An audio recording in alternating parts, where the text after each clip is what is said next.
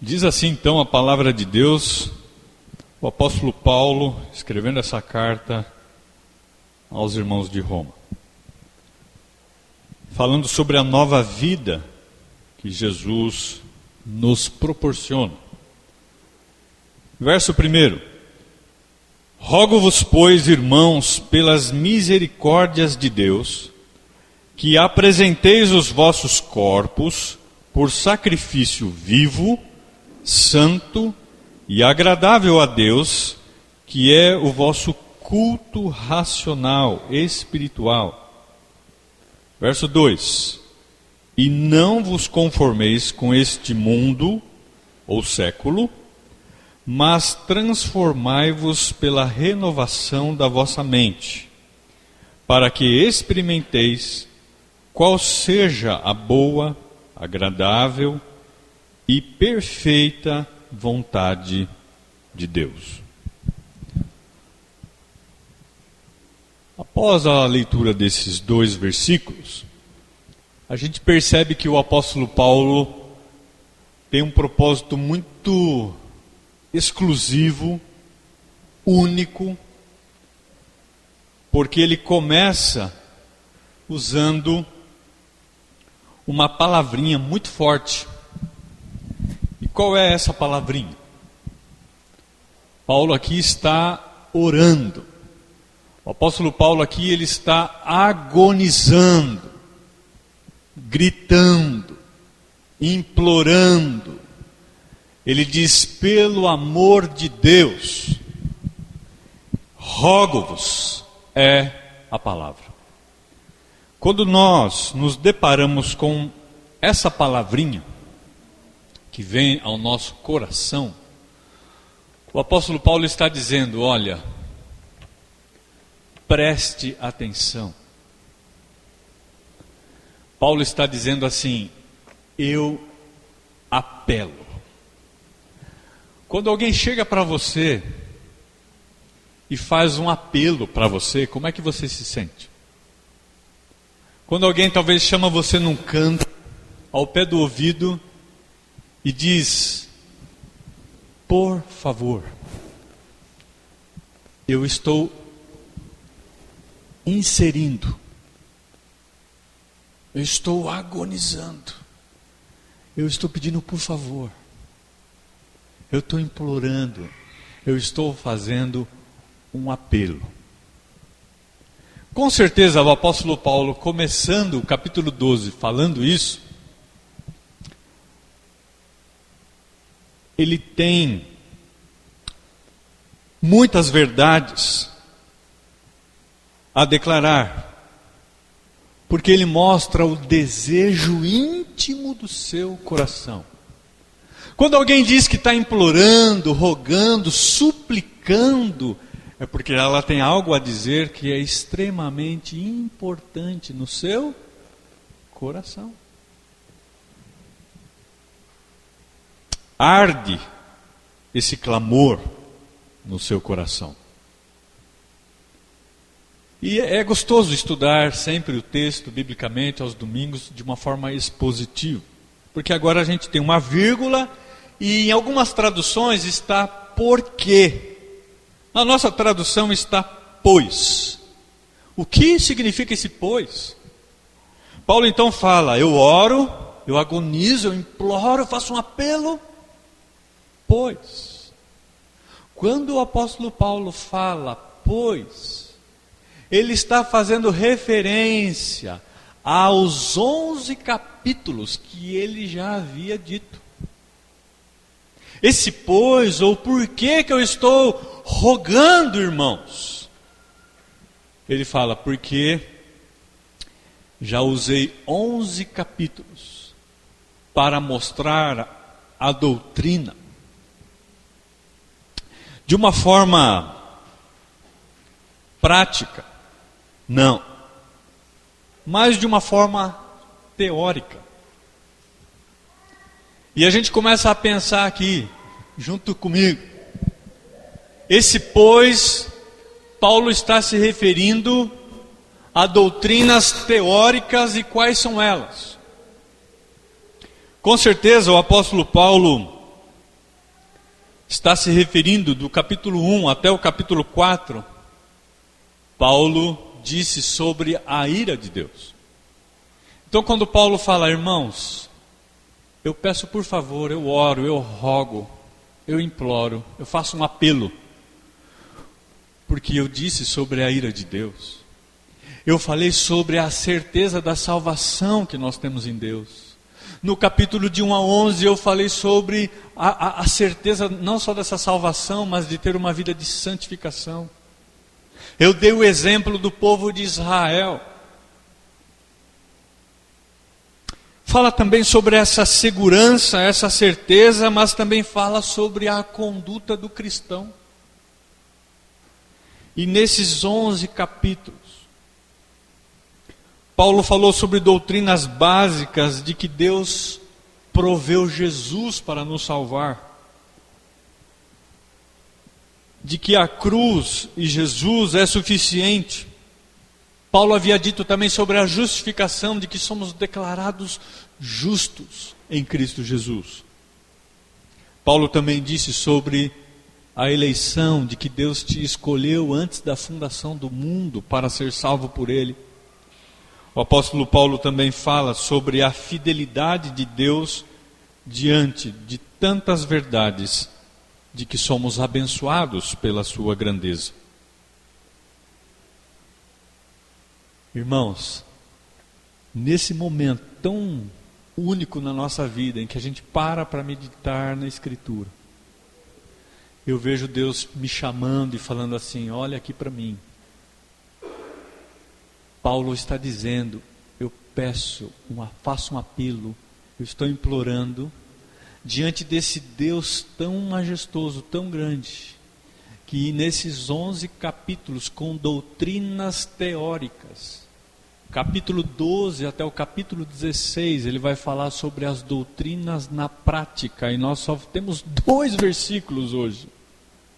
Que doutrinas práticas são essas? Que eu e você podemos fazer para viver. Que doutrinas práticas que Deus deseja, que Paulo está agonizando, implorando. Porque o texto fala agora, depois de mais uma vírgula. Rogo-vos, vírgula. Pois, vírgula. A próxima palavra aqui está a palavrinha irmãos. Paulo não está pregando para os gentios nesse momento. Paulo não está focando a sua mensagem para os perdidos. Embora os perdidos ouvirão essa mensagem também. Mas Paulo está escrevendo para crentes.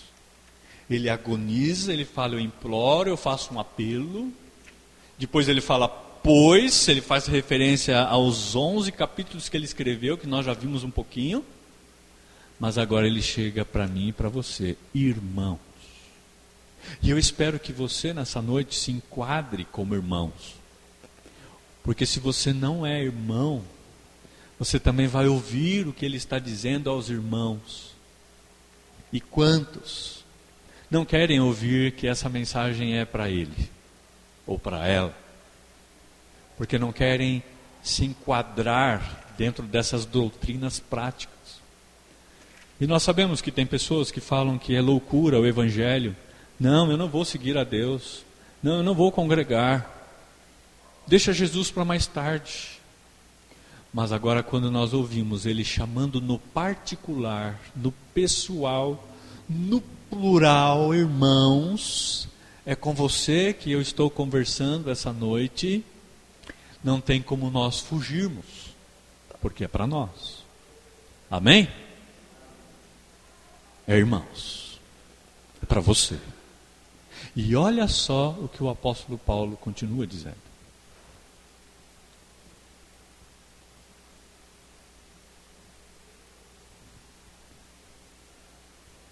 Esses irmãos convertidos,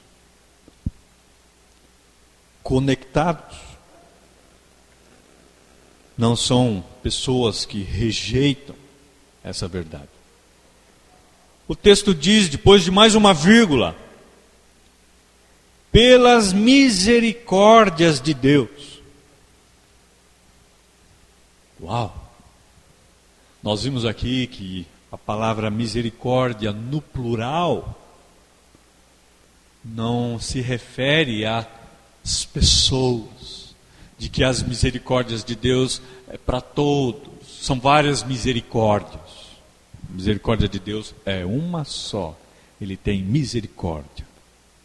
O fato de estar aqui no plural, misericórdias, significa de que é imensurável a sua misericórdia. A magnitude, essa misericórdia tão infinita, que não tem nem começo e nem fim. O Deus de grande misericórdia, que o apóstolo Paulo se refere também, o Deus tão excelente, sublime, que não dá para descrever o tamanho da sua misericórdia, Paulo diz: irmãos, eu imploro, faço um apelo de tudo que eu já ensinei. E irmão, é para ti, diante desse Deus grande em misericórdia, infinito em misericórdia. Irmãos, o meu sermão poderia acabar aqui.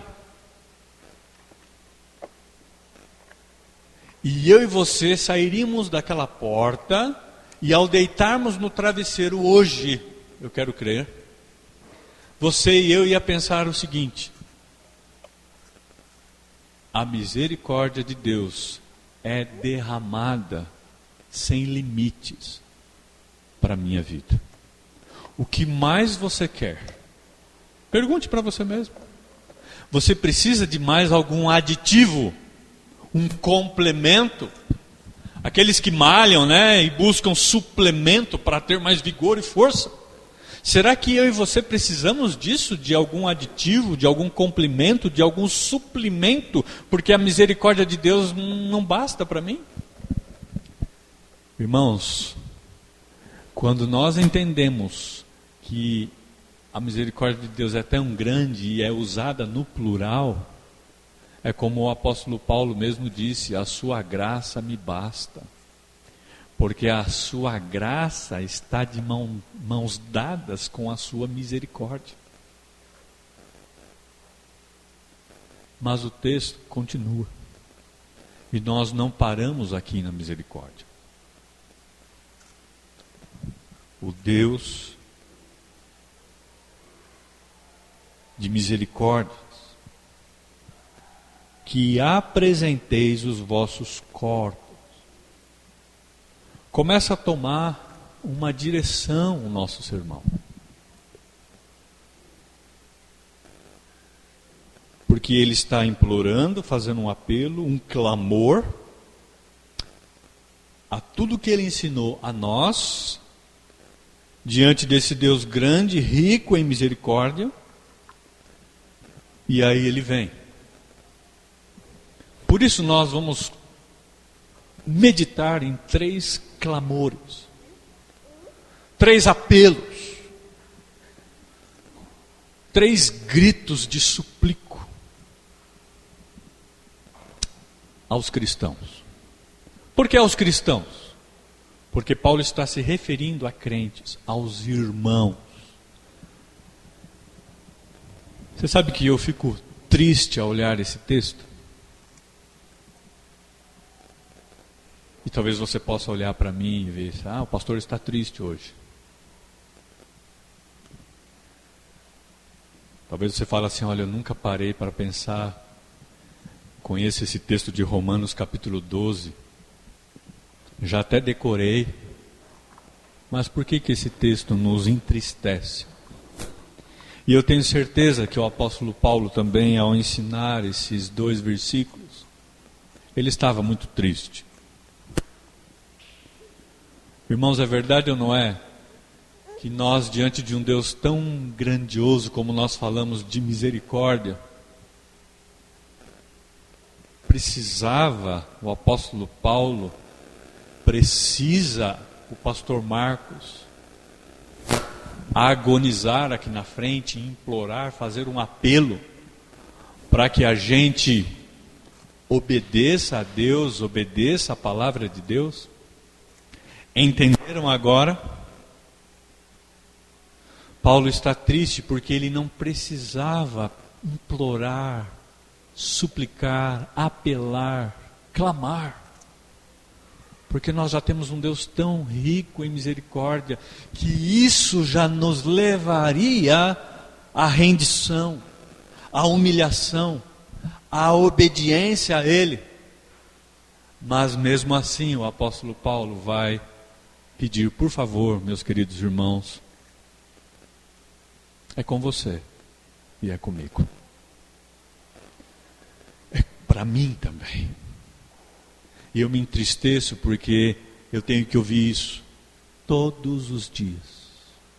Não precisava, porque Deus já é tudo para mim. A sua misericórdia é muito grande. Mas nós, como pecadores, como povo, precisava ouvir isso. E de geração em geração, os nossos filhos. Nós todos os dias temos que chegar para os nossos filhos, como Paulo fez. Porque Deus chega aos seus filhos, que somos nós aqui, e fala: o teu nome, irmão, crente, por favor, eu estou apelando. Ele dá essa ênfase.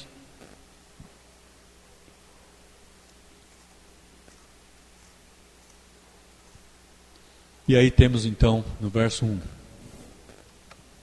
o primeiro clamor: ofertar-se a Deus e não ao mundo.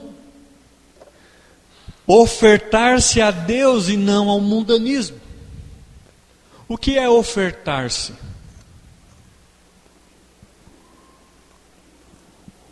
Irmãos, há uma grande diferença em acreditar e crer. A pessoa fala assim: você acredita naquele camarada que sai de um prédio através de um cabo de aço e vai até o outro prédio, andando assim? Eu acredito. Há uma diferença em acreditar e crer. E aí o camarada lá em cima do prédio pega um carrinho de mão, vai com o carrinho de mão, passa do outro lado pelo cabo de aço e desce lá no outro prédio. Quem aqui acredita? E todo mundo levanta a mão. Eu acredito, você é bom, que legal, genial. Aí o camarada vai voltar agora, ele fala assim: você que acredita, então qual é o primeiro que vem aqui e entra no carrinho? Você fala: o quê? Eu entrar nesse carrinho? Mas você não falou que acredita? Crer é se entregar, é se lançar. Quando você diz eu creio em Cristo, é uma entrega total, é se jogar nos braços dele.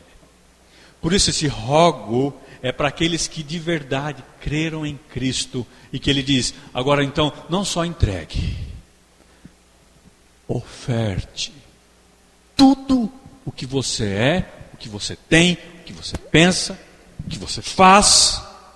Ser crente, eu imploro, por favor, se lance sem reservas.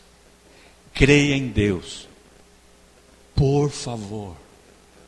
O texto fala: oferte tudo a Deus e nada para o mundo. Oferecer-se a Deus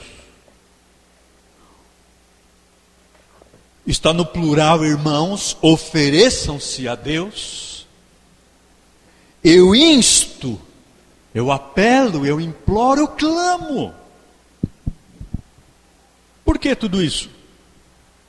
Por que é preciso dizer isso?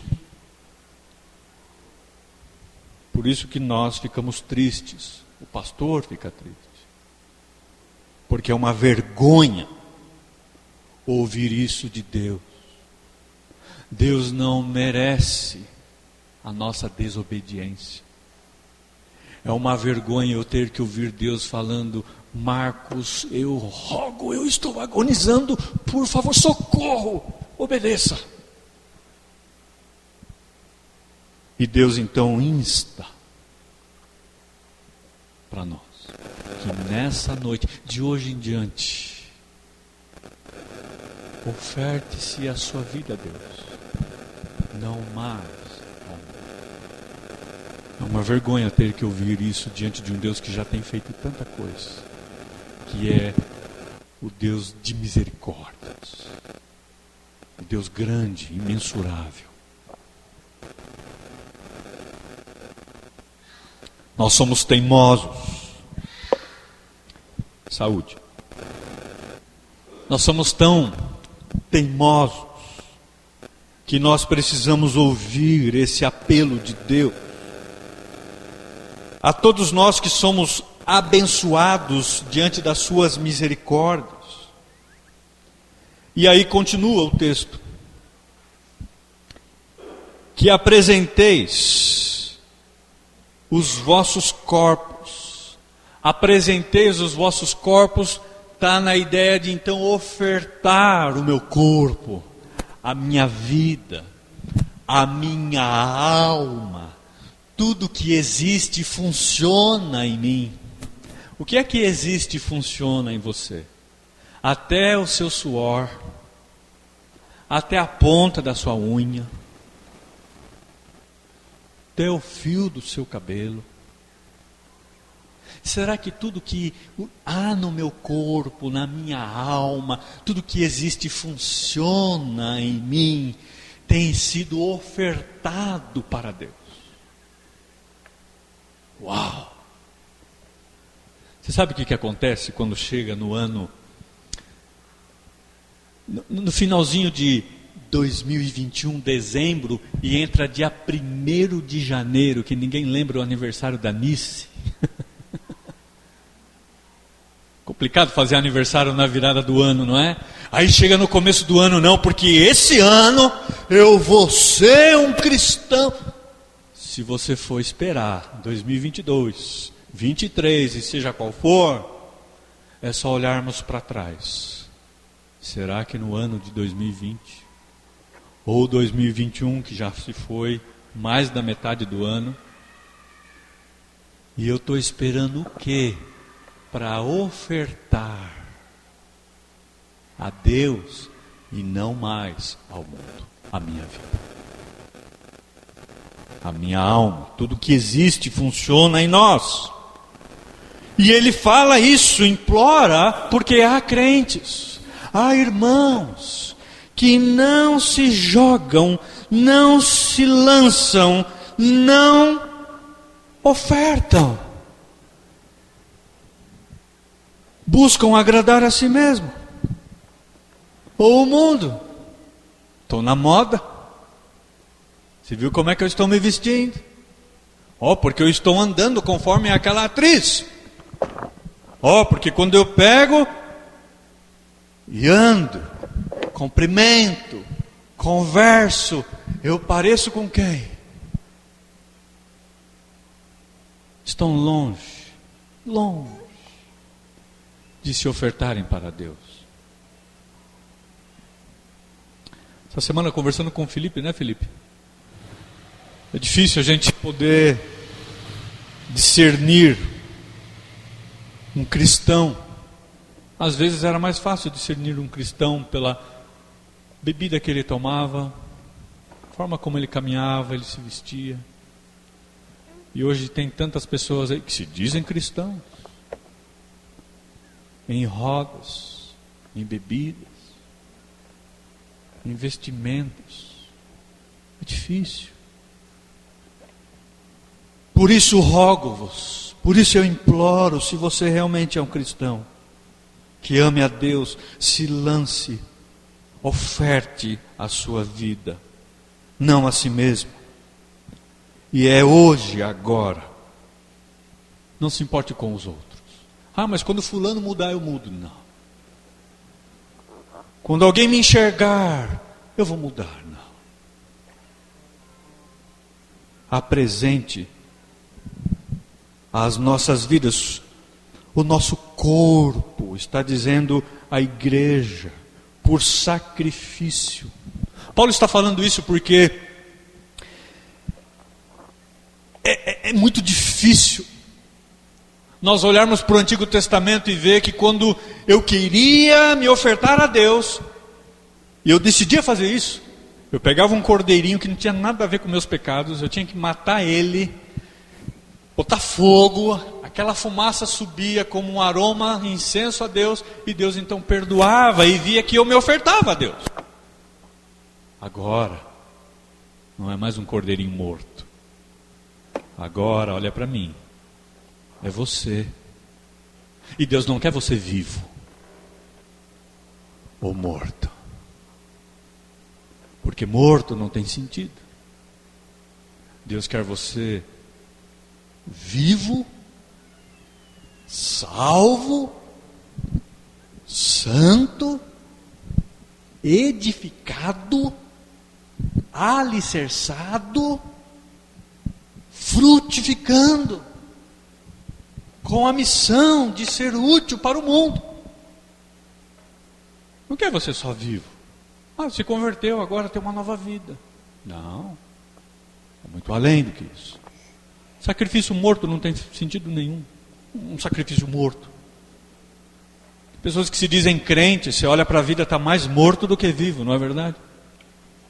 Por isso, como sacrifício vivo, salvo, uma vida alinhada, correta, digna, distinta. E agora,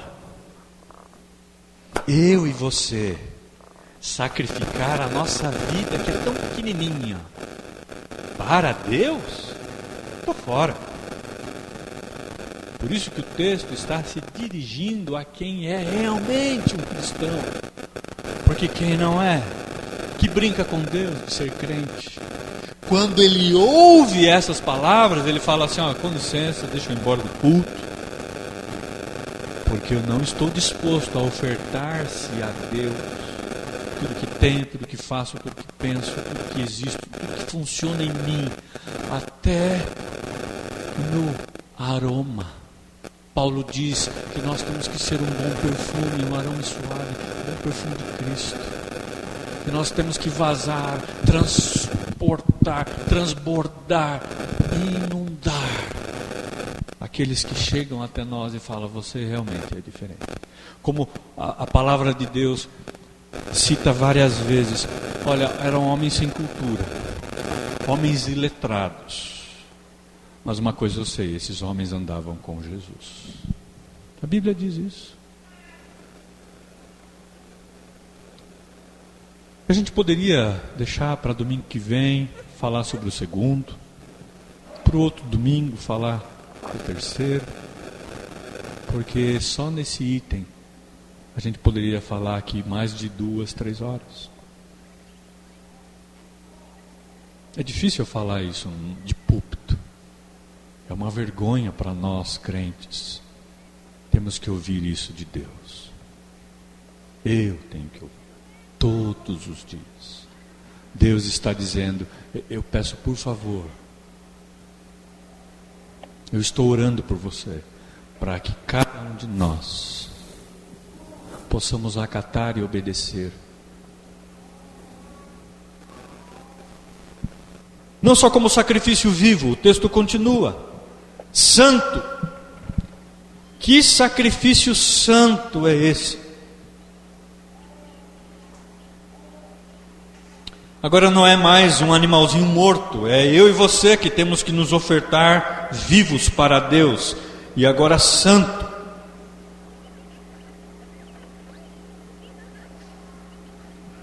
Nós não podemos pensar na palavra santo. Quem aqui já viu um santo, né? Fica lá no cantinho, parado, com o olho olhando para a inércia. Um santo do pau oco, que não se mexe, que não pensa. É esse tipo de santo que nós temos que ser diante de Deus?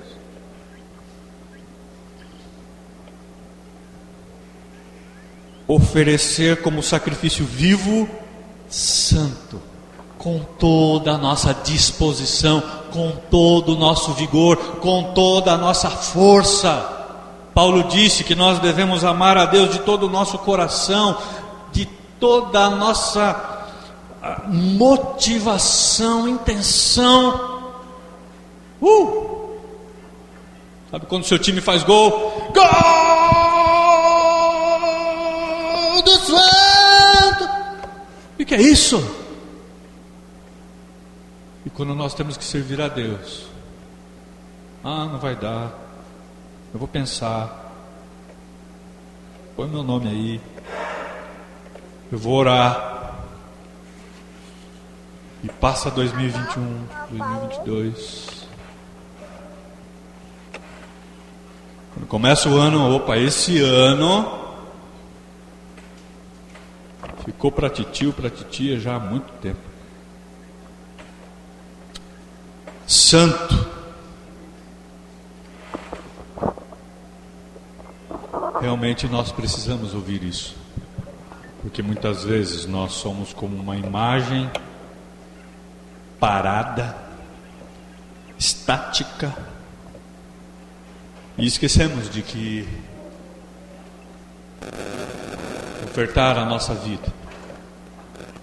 Santo é dizer, eu fui separado. Santo significa isso, kadosh.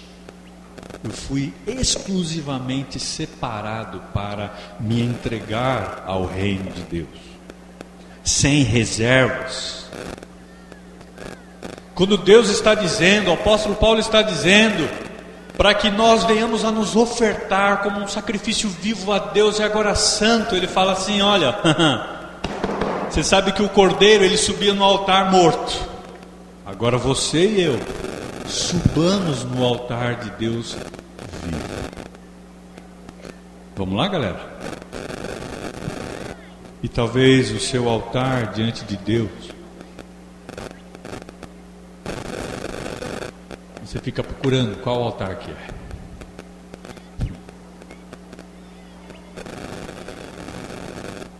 É você chegar diante de Deus, porque Ele é dono de tudo que há no mundo e é dono do mundo. É eu e você chegarmos diante dele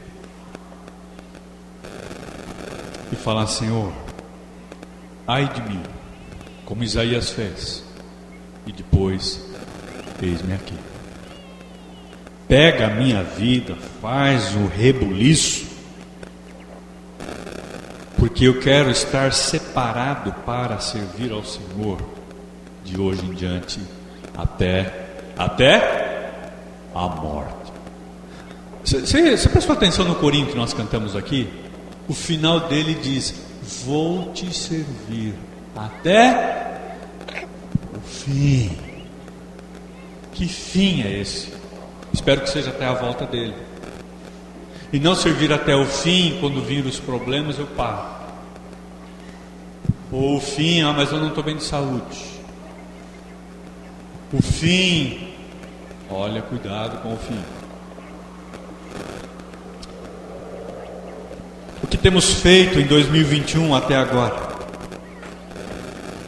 Que não sejamos aquele querer ser santo contemplativo, que todo mundo olha para você, o santo, uma áurea em cima de mim, um anjinho, está tudo bem, não. É um santo em ação, em movimento, em trabalho para o seu Senhor, e não apático. Esse santo que atende, que se envolve, que se doa, que é agradável, mesmo não sendo agradável para o mundo. Quando nós obedecemos essas ordens de Deus, a história começa a mudar.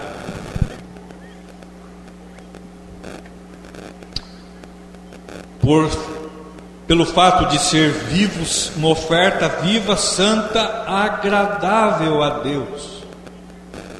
Aí nós começamos a entender de que eu não mais estou agradando a mim mesmo. Paulo disse isso.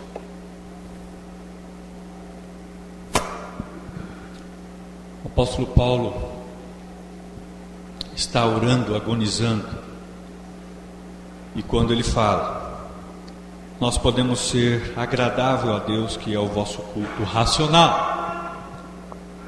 Esse culto racional aqui é o culto em que eu e você pensamos.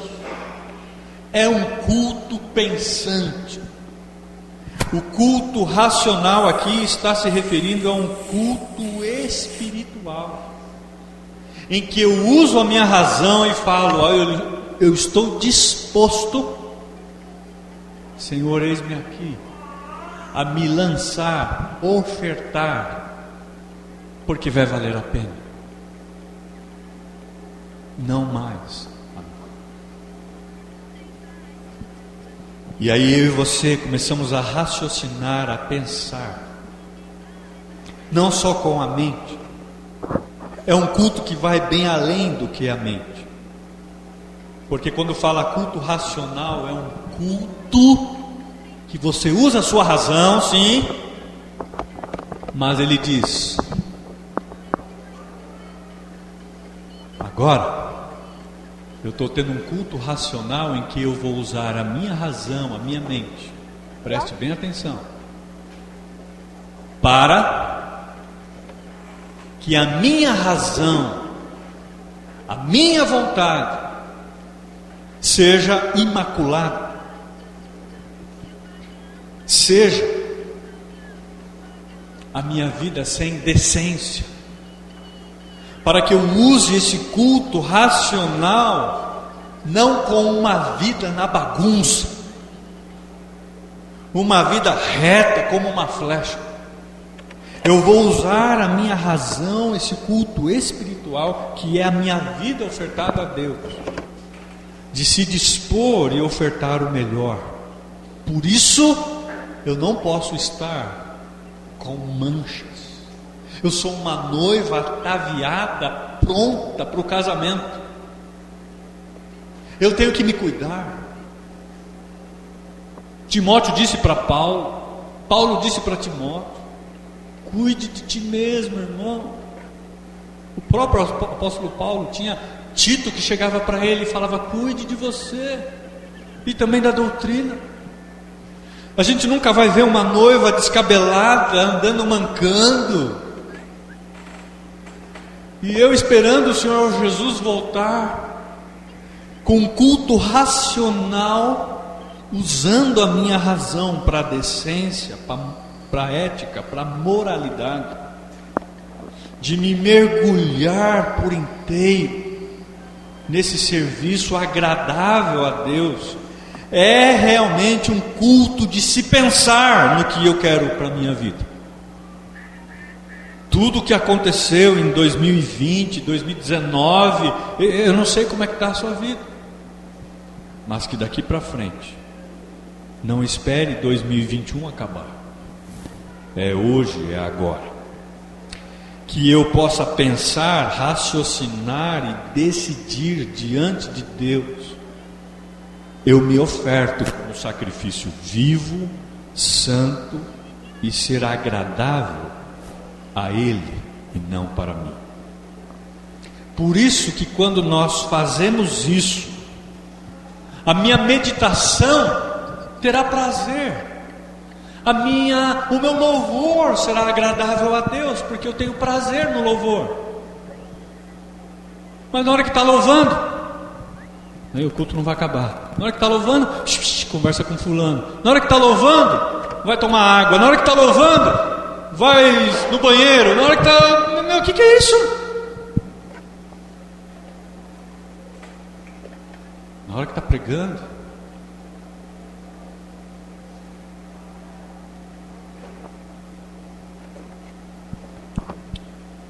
que entrega é essa? Adorar a Deus, meditar em Deus, exige razão, raciocínio. Pense no que você está cantando, pense no que você está aprendendo biblicamente num culto, numa reunião de oração. Pense quando você ler a palavra.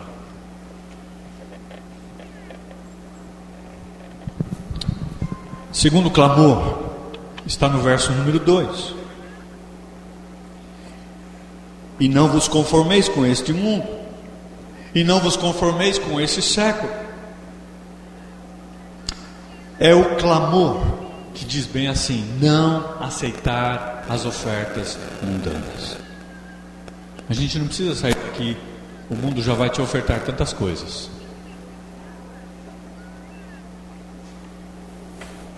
Não aceite, diga não. Não aceite as ofertas do mundo, porque as ofertas de Deus, como nós vimos, é imensurável as suas misericórdias.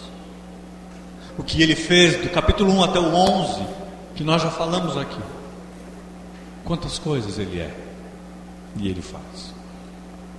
Por isso o texto fala que é muito triste nós temos que ouvir isso de Deus, do apóstolo Paulo, do pastor Marcos, até eu tenho que ouvir isso, porque nós não precisávamos ouvir isso para obedecer, para acatar.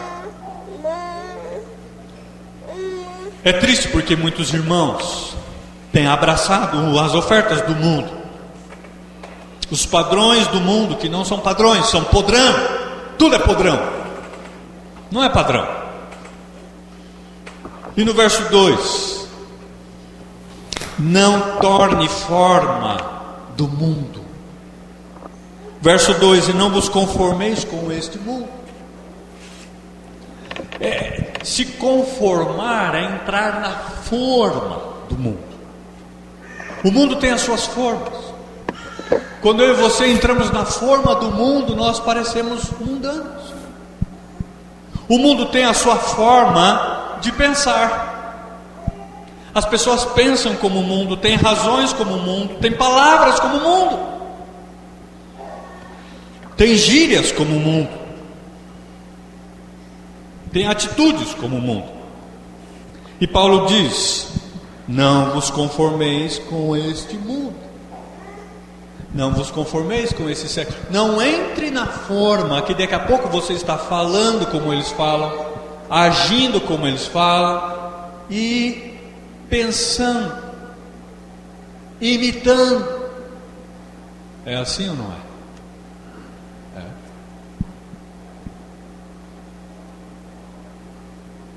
Tem uma forma melhor, tem uma forma maior.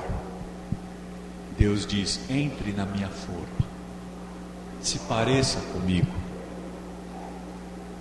Primeiro, oferte-se a mim e não ao mundo. Segundo, aceite as minhas ofertas e não as ofertas do mundo. É um apelo. Estamos cansados de vermos pessoas, homens, mulheres, crianças, adolescentes, desse tamaninho, adotando a forma do mundo, dançando a música do tchan, e por aí vai, e acham que estão arrebentando. Jesus disse: aquele que ganhar esse mundo, perder a sua vida, mas aquele que perder a sua vida para o mundo, ganhá-la em Cristo Jesus. Não se torne a forma do mundo. Paulo está dizendo: não sejam como esses homens e essas mulheres que adoram o inimigo, Satanás, mas ande com Deus, imite a Deus, tenha as ideias de Deus, os padrões de Deus, as palavras de Deus, as razões de Deus, as emoções de Deus. Como eu tenho andado, como eu tenho falado, como eu tenho me vestido, como eu tenho buscado, Deus tem a sua forma e nós nos enquadramos nela.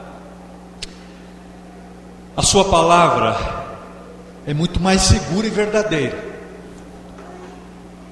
E muitas vezes nós queremos viver mendigando, sendo que podemos banquetear na sua verdade. Os valores do mundo são baixos e podres. O apóstolo Paulo se dirige a mim e a você, como eu também me dirijo a você, irmão. É para crentes aqui. Vamos nos aprumar, não nos conformar com esse mundo. E nós chegamos, que deu tempo, ao terceiro clamor. O terceiro clamor é tirar da mente os conceitos do mundo. É claro que aquilo que você ouviu, aquilo que você viu, está registrado.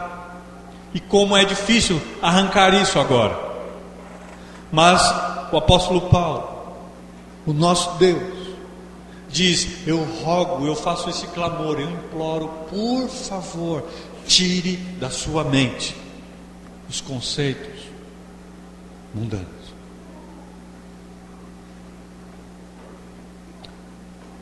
Quantos cristãos batem no peito buscando filosofias?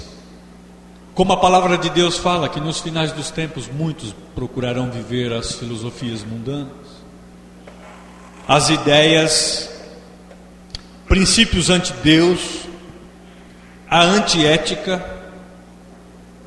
Poderíamos até cantar aquele corinho: renova-me, Senhor.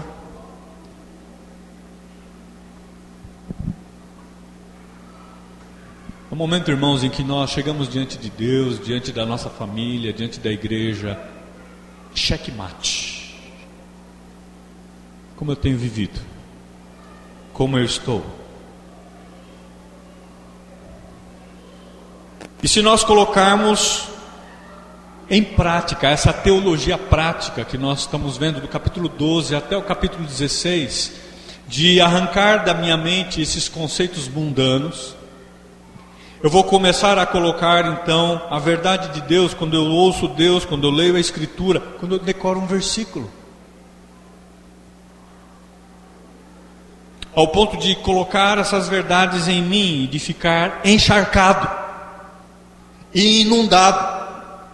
O texto fala de que essa palavra de Deus deve não só me inundar, me encharcar ao ponto de transbordar, vazar, e isso vai me lavar, vai me limpar. E a minha mente será de Cristo. Eu serei lavado, e por isso não será em vão a minha entrega. E eu vou começar a agradar a Deus na prática.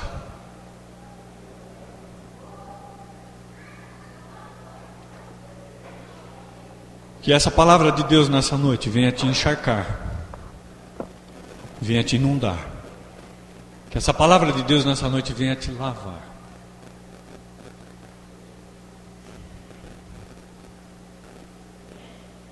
Posso ir até um pouco mais.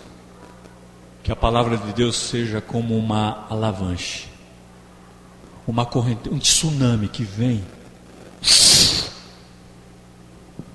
e me atropela, ao ponto de nós praticarmos, de ofertar-se para Deus e não mais para o mundo, de aceitar a oferta de Deus, não a oferta do mundo, de se transformar, como o texto fala, pela renovação da vossa mente, ao ponto de pensar como Deus pensa, para querer imitá-lo. Eu preciso da ajuda de vocês. Vocês precisam da minha ajuda e de uns aos outros, sim ou não? Precisamos. Irmãos, é algo muito sério servir a Deus, ao ponto de sermos agradável a Deus, perfeitos para Deus, satisfeitos para Deus. E ao fazendo isso, nós vamos poder dizer: eu hoje experimento a perfeita, boa vontade de Deus. O texto fala que se nós nos aprumarmos, decidirmos isso, vamos experimentar a boa, agradável e perfeita vontade de Deus. Eu já vi irmãos orando pelo outro assim: Irmãos, abençoe esse irmão para que ele possa experimentar a boa, perfeita e agradável vontade de Deus. Ok? Mas se eu e você não queremos fazer o que nós aprendemos hoje, nós não vamos esperar nunca, não vamos experimentar nunca a boa, agradável e perfeita vontade de Deus.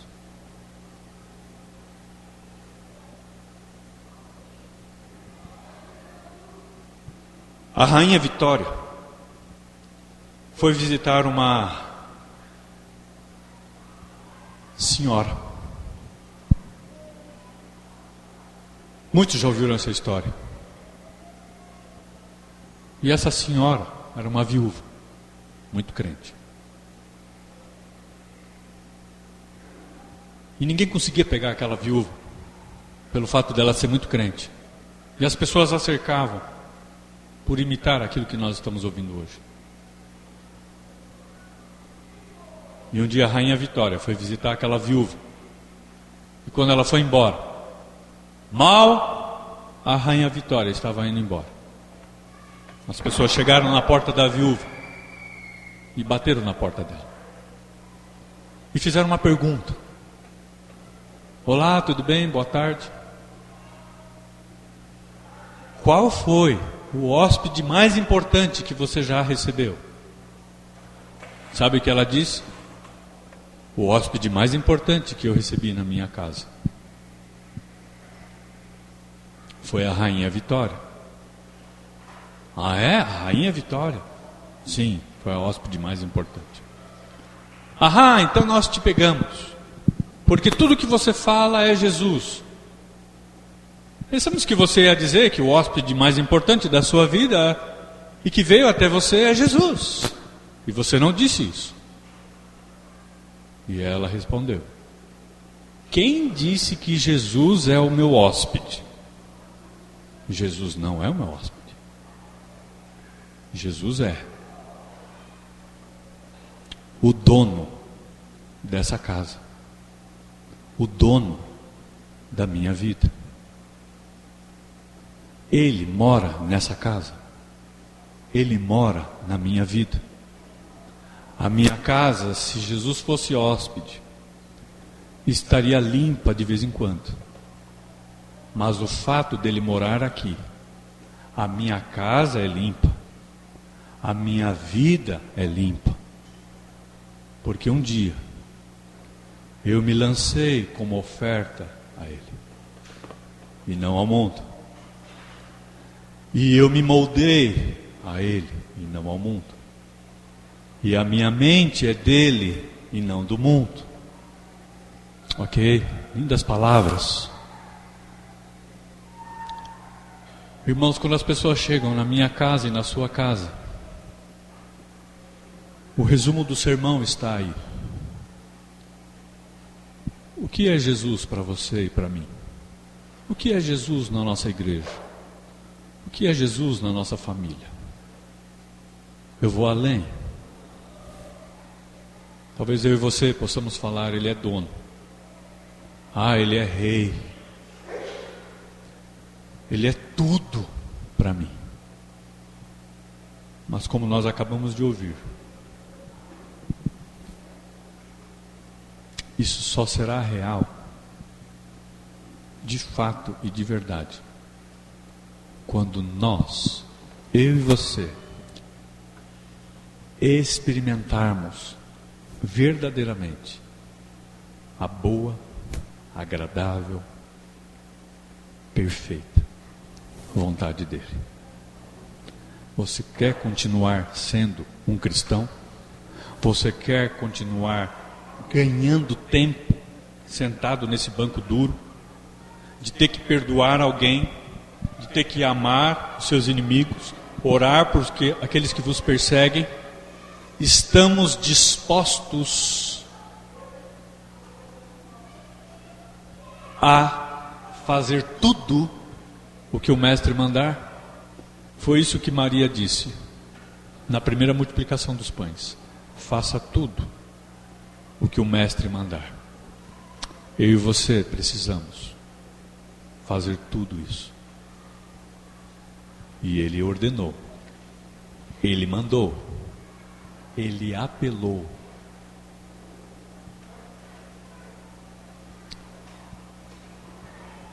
Uma música que me chamou muito e que me fez abandonar tudo para ser pastor. A forma como Deus usou muitas coisas, uma delas foi esse corinho. Eu sei que o tempo já se foi, mas eu vou deixar esse corinho para você. Diz assim: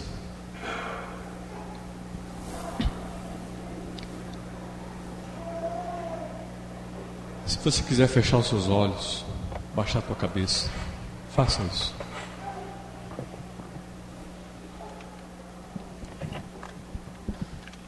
Desde o dia em que aceitei Jesus,